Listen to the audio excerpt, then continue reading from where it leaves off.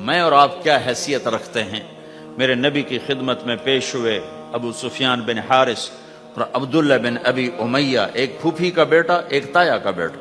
ابو سفیان تایا کا بیٹے، عبداللہ بن ابی امیہ پھوپھی کے بیٹے، کہا ہم آئے ہیں، اندر اطلاع بھجوائی، توبہ کرنے آئے ہیں، مسلمان ہونا چاہتے ہیں۔ تو آپ نے فرمایا مجھے ان کے اسلام کی کوئی ضرورت نہیں ہے، میں ان کو بیعت نہیں کروں گا، انہوں نے مجھے بڑا دکھ دیا ہوا ہے۔ طائف والوں سے زیادہ تھا، طائف والوں نے تو پتھر مار مار لہولوہان کر دیا تھا۔ حضرت عائشہ نے پوچھا یا رسول اللہ سب سے زیادہ آپ نے دکھ کہاں دیکھا؟ کہا طائف کی وادی میں، لیکن جب وہ پتھر مارنے والے مدینے میں آئے تو آپ نے ان کا استقبال کیا۔ اب ایک پھوپھی کا بیٹا ہے، ایک تایا کا بیٹا، آپ کہا نہیں میں نہیں ملوں گا۔ کیوں؟ کہ ایک میرے بارے میں شعر کہا کرتا تھا اور میری برائی بیان کرتا تھا اشعار میں، اور ایک عبداللہ نے، ابو سفیان میرے بارے میں شعر کہتا تھا، پتھر نہیں مارا، زبان کا غلط استعمال۔ اور عبداللہ بن ابی امیہ نے مجھے حرم میں کہا تھا آسمان پہ چڑھ جا، 4 فرشتے لے کر آ، ان کے ہاتھ میں پیپر ہو، اس پر اللہ کی مہر ہو اور اللہ کی طرف سے لکھا ہو کہ محمد میرا رسول ہے، تو پھر بھی میں تیری نہیں مانوں گا۔ تو کہا یہ بات میرے سینے پہ ہے، میں نہیں ان کو ملوں گا۔ کڑوی بات تو نبی کا سینہ تنگ کر دیتی۔ تم بیوی سے بولو گے یا بیوی خامن سے بولے گی، یا بچے سے بولو گے بچہ آپ سے بولے گا، یا ماں باپ سے بولو گے ماں باپ آپ سے بولیں گے، بھائی سے بولو گے، ساتھی سے بولو، کیا حال ہوگا؟ کیا پیچھے بچے گا؟ تو میں قربان جاؤں حضرت ام سلمہ رضی اللہ تعالیٰ عنہ پر، انہوں نے بڑا عظیم کردار ادا کیا ہے 2 موقعوں پر۔ اس میں سے ایک موقع یہ ہے، انہوں نے کہا یا رسول اللہ ایک آپ کی پھوپھی کا بیٹا، ایک آپ کے تایا کا بیٹا، آپ تو دشمنوں کو معاف کر دیتے ہیں، یہ تو آپ کے اپنے ہیں، آپ معاف کر دیں ورنہ وہ ہلاک ہو جائیں گے۔ ام سلمہ کی سفارش پر پھر آپ نے ان دونوں کو اندر بلایا اور ان کو بیعت کیا اور ان کو کلمہ پڑھایا۔ زبان کا غلط بول کہاں تک اثر کرتا ہے۔ تو یہ میری آخری بات ہے، اپنی زبانوں پہ قابو۔ ہم انسان ہیں، ہو جائے گا، جب ہو جائے تو پھر معافی مانگو، معافی مانگو۔ نکاح ہے ہاں، جب ہو جائے معافی مانگو۔ میٹھے بول کے عادی بناؤ کہ کسی کے ساتھ میٹھا بول دینا بھی صدقہ ہے۔ میرے پاس وکیلوں کا وفد آیا، ہم جماعت میں تھے مظفر آباد، تو میں نے آدھا گھنٹہ بات کی، کہا جی آپ کی بہت نصیحتیں سنی ہیں، آخر میں کوئی ایک نصیحت کر دیں۔ تو میں نے کہا یہ، کہ نہیں یہ نہیں، کوئی اور نصیحت کرے۔ یہ بڑا مشکل کام، ایک تو یہی ہے کہ اسے قابو میں رکھو۔ ایک میٹھا بول دلوں کو خرید لیتا ہے اور ایک کڑوا بول زندگی میں زہر گھول دیتا ہے۔ تو بھائیو یہ ایک معاشرت ہے۔ ہمارے ہاں پاکستان میں نا بسوں کے پیچھے بڑے عجیب عجیب لکھے ہوتے ہیں جملے، تو میری زندگی سڑکوں پہ ہی گزری ہے، تو میں نے اس کا ایک وہ بنایا ہے سکیچ۔ ایک دفعہ میں ایک بس کے پیچھے جا رہا تھا تو اس کے پیچھے ایک جملہ لکھا تھا جو مجھے بڑا پسند آیا، تو پھر میں پچھلا بھی سنا دیتا ہوں، وہ بھی سنا دیتا ہوں۔ نئی بس کے اوپر لکھا ہوتا ہے ویکھ ٹور چکوری دی۔ چکور ایک پرندہ بڑے نخرے سے چلتا ہے، تو نئی بس کے پیچھے لکھا ہوتا ہے مجھے دیکھو میں چکور کی طرح چل رہی ہوں۔ جب ذرا پرانی ہو جاتی ہے تو اس کے پیچھے لکھا ہوتا ہے ہارن دے کر پاس کریں۔ جب زیادہ پرانی ہو تو پھر اس کے پیچھے لکھا ہوتا ہے یا پاس کر یا برداشت کر۔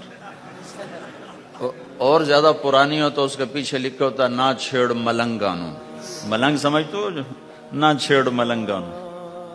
یہ ایسے جملے لکھے ہوتے ہیں۔ کہیں وہ رنگ روغن ہو کے دوبارہ آ جائے سڑک پر تو لکھو تو وقت نے ایک بار پھر دلہن بنا دیا۔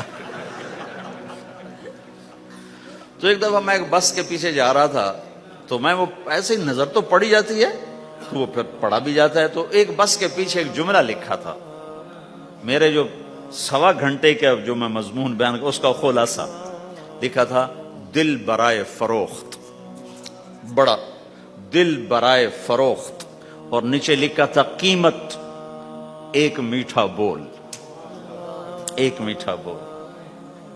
ایک بول سے بیوی کا دل خرید لو، ایک بول سے بیوی خامند کا دل خرید لے، ایک بول سے بہو ساس کا دل خرید لے، ایک بول سے ساس بہو کا دل خرید لے، ایک بول سے بھائی بھائی کا دل خرید لے، ایک بول سے ماں باپ اولاد کا دل خرید لے، ایک بول سے اولاد ماں باپ کا دل خرید لے، ایک بول سے تم دشمن کا دل خرید لو۔ یہ زبان کا میٹھا بول ہے، یہ کرو گے تو اللہ تمہیں چمکائے گا۔ تو بھائیو، یہ بھی دین ہے اور بہت بڑا دین ہے، اور دکھ درد کی بات یہ ہے نہ یہ بتایا جاتا ہے نہ یہ سکھایا جاتا۔ زیادہ زور عبادات پر ہی ہے۔ حسن جو پیدا ہوتا ہے وہ میک اپ سے پیدا ہوتا ہے۔ ہمارے دین کا جو میک اپ ہے وہ اچھے اخلاق ہیں، وہ یہ زندگی ہے جس کو میں نے تھوڑا سا آپ کے سامنے نمونہ پیش کرنے کی کوشش کی ہے، کہ ایک دوسرے کے لیے راحت بنو، ایک دوسرے کے لیے خیر کا ذریعہ بنو، ایک دوسرے کی کڑوی کسیلی برداشت کرنا سیکھو، سہ جاؤ، پی جاؤ۔ تو انشاءاللہ نیت کرتے ہو سارے بھائی؟ کرو گے نا انشاءاللہ؟ لو نہیں بولو۔ تو کل میں نے آپ سے عرض کیا تھا کہ 2 کام آپ تھوڑا سا مجمع مستقل کر لو۔ ایک جمعرات کو مرکز میں آیا کرو، ایک 3 دن مہینے کے لگایا کرو، اور ایک اس کے ساتھ اور عرض کر دوں، جس دن تمہارا گشت ہو اپنے گشت میں شرکت کیا کرو۔ تو انشاءاللہ یہ جو باتیں میں نے آپ سے کہی ہیں یہ آہستہ آہستہ ساری قابو میں آ جائیں گی۔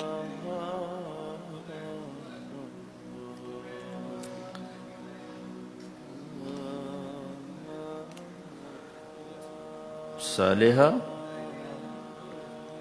بنت محمد الیاس، اچھا، احمد اسماعیل، یہ ہے۔ مہر کتنا ہے؟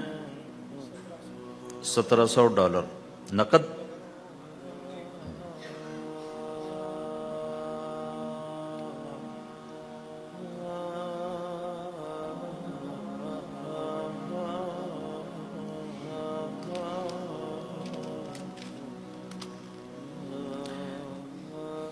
میں نکاح سے پہلے جو باتیں کیا کرتا ہوں آج وہ ساری تقریباً میں نے آپ کے سامنے پیش کر دی ہیں، کہ کسی بھی گھر کو اگر خوش باش، کوئی گھر یہ چاہے کہ ہم خوش باش رہیں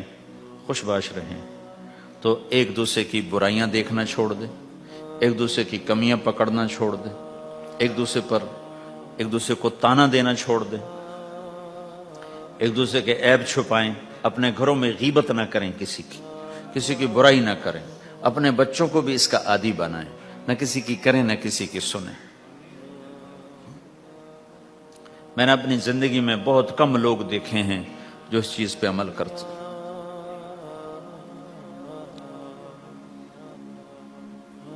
تو انشاءاللہ آپ کے گھر میں رونق رہے گی۔ جی بھائی، تم ہو احمد؟ اچھا، مجھے فیس کیا دو گے؟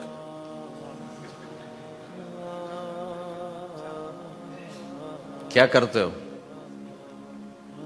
کیا کرتے ہو؟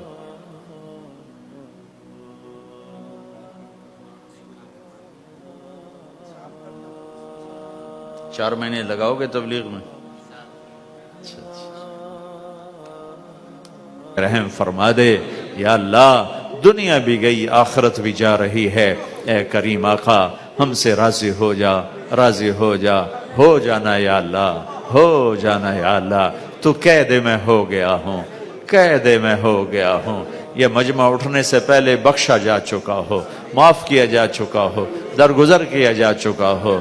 تو نے کر دیا ہوگا میرے آقا، تو نے کر دیا ہوگا میرے آقا، تو ہم سب سے راضی ہو جا یا اللہ، راضی ہو جا۔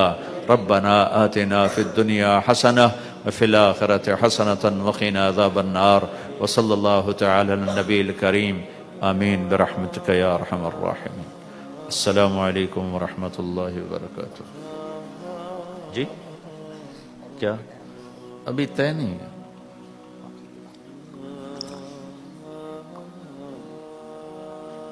اللہ آپ لوگوں کو جزائے خیر عطا فرمائے.